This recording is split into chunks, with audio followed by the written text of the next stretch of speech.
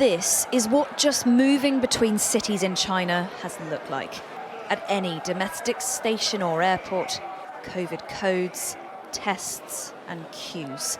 Just one part of a dominating system now being dismantled. In theory, there'll be an end to mass testing, an end to scanning digital health codes to enter most businesses. OK, according to the rules, I don't officially have to do this anymore. But we're still being made to show our codes. See you soon. It hadn't wholly trickled down yet.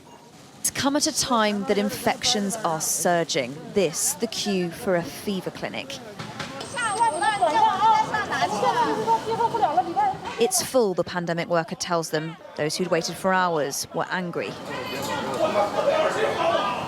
Many here told us they couldn't access home testing. There was uncertainty about easing. 我觉得这个病现在大家已经没有那么就像之前的那么多有重症啊什么，它都就相当于跟流感差不多，就没有那么恐慌了吧？现在人家对这东西。Her mother interrupted. She disagrees. 这多那什么呀，多危险呀！这孩子跟老人都够呛。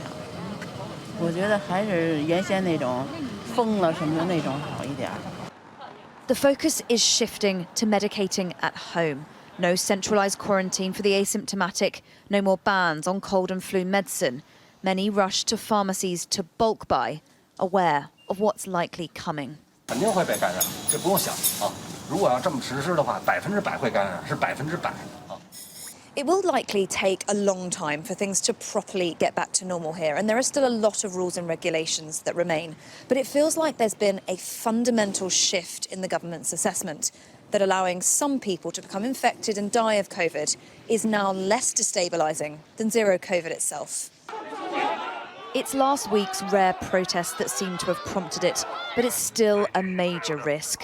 A large population and a weak hospital system. Many may die. Zero COVID has been a flagship here. Few thought it would be so suddenly scrapped. Helen Ann Smith, Sky News in Beijing.